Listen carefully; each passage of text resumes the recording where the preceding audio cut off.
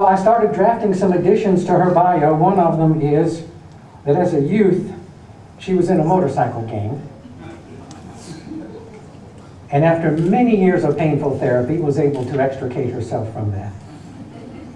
She has since turned her life around, including the famous episode where she jumped into a runaway bus full of orphans and stopped it.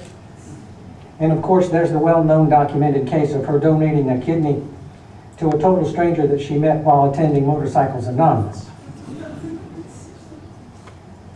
But as I began to read the bio, I began to say, this is not so boring after all. As a matter of fact, as I got down to the bottom, I kind of enjoyed it.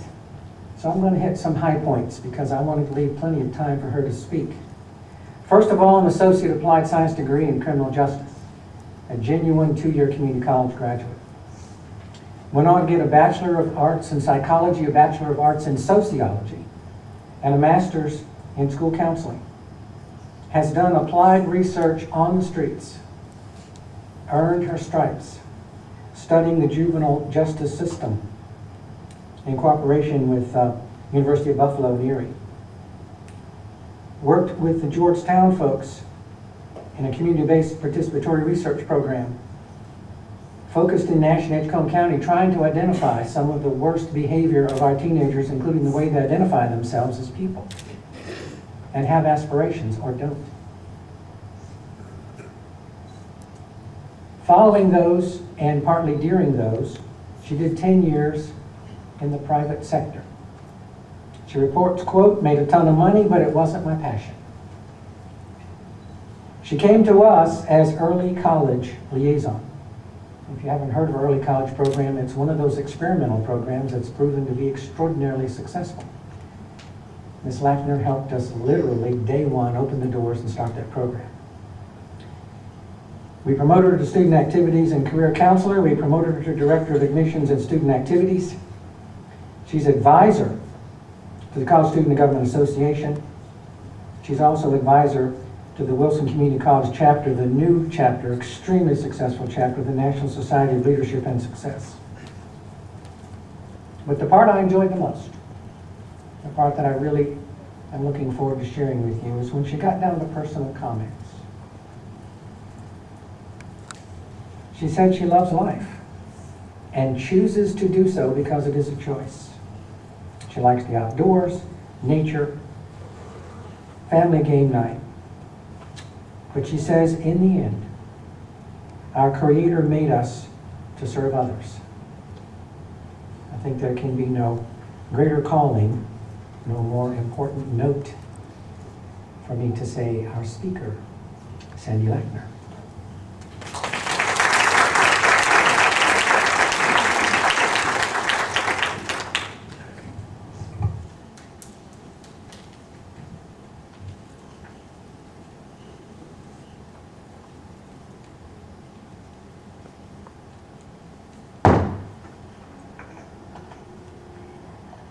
Thank you, Dr. Stevens. I think he has just increased my bucket list a little bit. What do you think? I'd like to thank our Phi Theta Kappa advisors for their invitation to participate in this evening's induction ceremony. I'd also like to express great appreciation to our students. Thank you for allowing us to share this wonderful evening with all of you, and for tirelessly earning your membership into this National Honor Society. Over the last year or so, many of you have balanced academic success with family responsibilities, employment expectations, spiritual engagement, and hopefully you managed to squeeze some time in for yourselves. You see, we all have the same amount of time in a given year. As the folks at Glee, that wonderful show that was so popular for a very long time, sang, we have 525,600 minutes in a year. As PTK inductees, I know you have been busy practicing and moving forward with the expectations of the Honor Society, pursuing your aspirations, seeking and exercising wisdom, strengthening your character, and securing excellence in scholarship. Some of those minutes and days have been filled with cheerful laughter, affirmations, and one success right after the other. Many days it probably seemed like that day couldn't have gotten any better, that there could be no one as good as that one. Ah, the feeling of success. One of the greatest philosophers of contemporary American history wrote about your achievements. I quote, "And will you succeed? Yes, you will indeed. 98.75% guaranteed." Thank you, Dr. Seuss, for keeping the complex so uncomplicated. But what about the other 1 1/4% of the time? Well, that may have been marred by discord, lost risks, or failure. But does that mean that you have lacked success in that percentage? I dare say not. There's good news. Those days when there seemed to be strife, or when success is not capitalized upon as you had envisioned, there is still good news.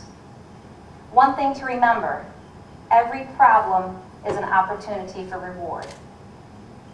Think about that. Every problem is an opportunity for reward. How many times have you looked back at an unfavorable outcome and said something like, yikes. Well, at least now I know I need to study for Mrs. Cole's exams. I think I'll heed her warnings next time. Or, I wish I hadn't played it so safe. I could have really used that project as a defining moment in my career. Or, gosh, that purple hair dye sure did look good on the model. What happened here? Am I the only one on that one? So if every problem is an opportunity for reward, what could have come out of those situations? Well, how about that it only took one time to realize that Mrs. Cole doesn't play around about high expectations? How about that you or I might want to download the Hairstyle Magic Mirror app before making the next big update? Or maybe the calculated risks really can pay off. There was a great initiative that started in education a few years back. It was titled "Failure is Not an Option." I really like the initiative. I think it's fantastic, but maybe with a bit of a twist. Especially at the post-secondary education level, I think there needs to be a little bit of a twist on that. I would have probably called it "Failure is Not an Option. It's a Prerequisite."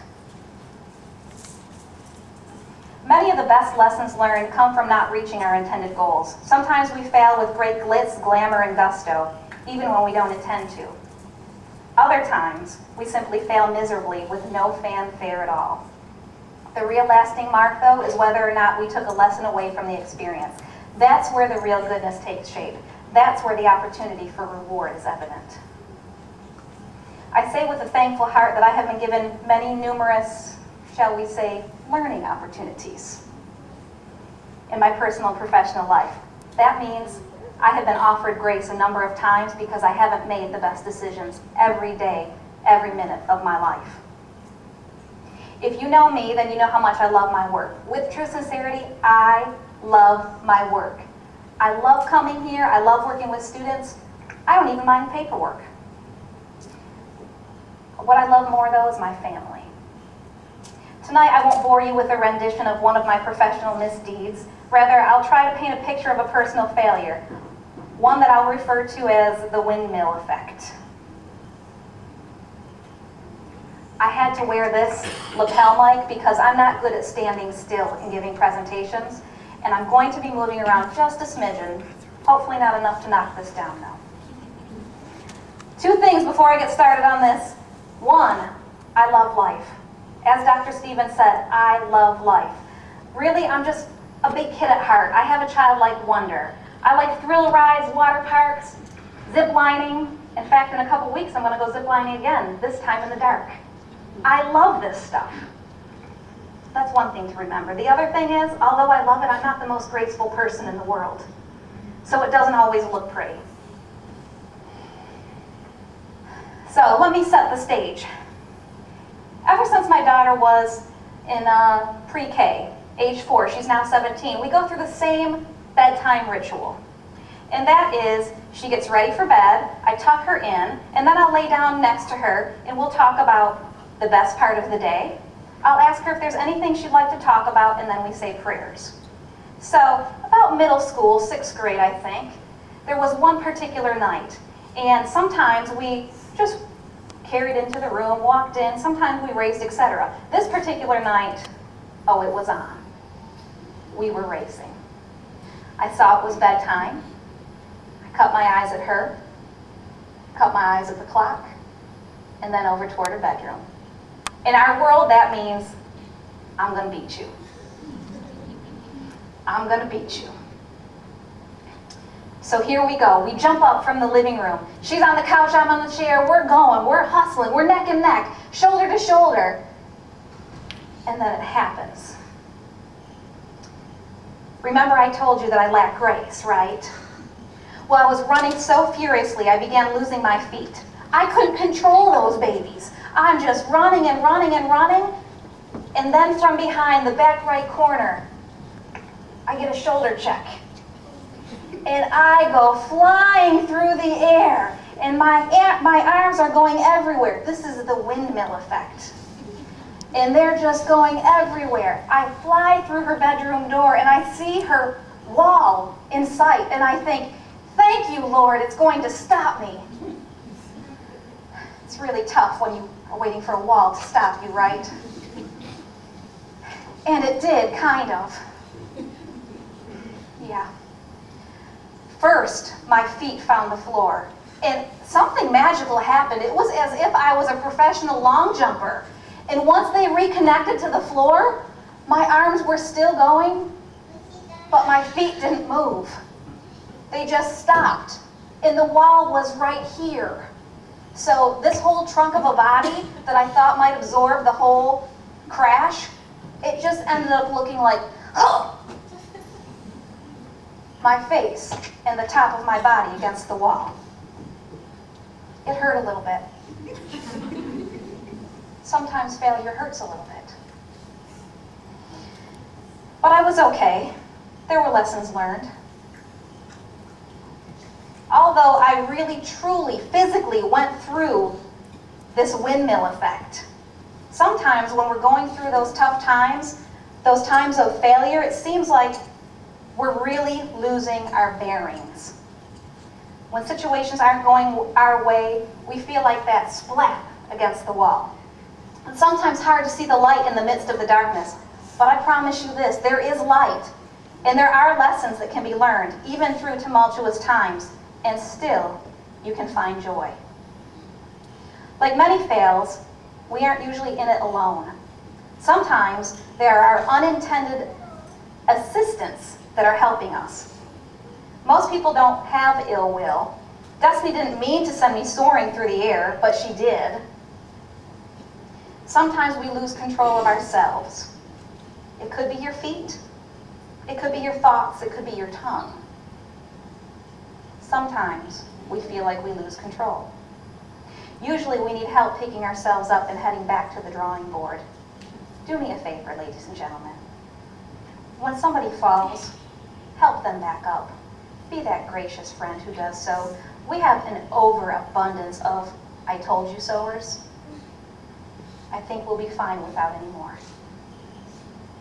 Remember that failure is not an option, it's a prerequisite. When it occurs, determine what you were supposed to learn. What was it supposed to teach you? How do you move forward without making the same mistake again?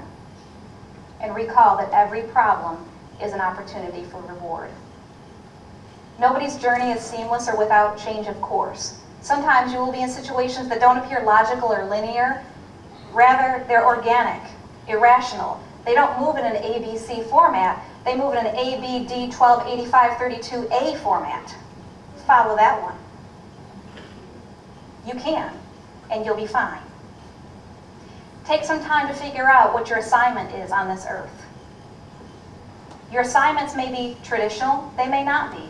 They may not even be supported by your closest loved ones. But define those assignments and then determine what success looks like according to your value system. In America, we have a great affinity toward wealth. Is that your value system? Is it serving others? Is it a combination? Let me give you this example.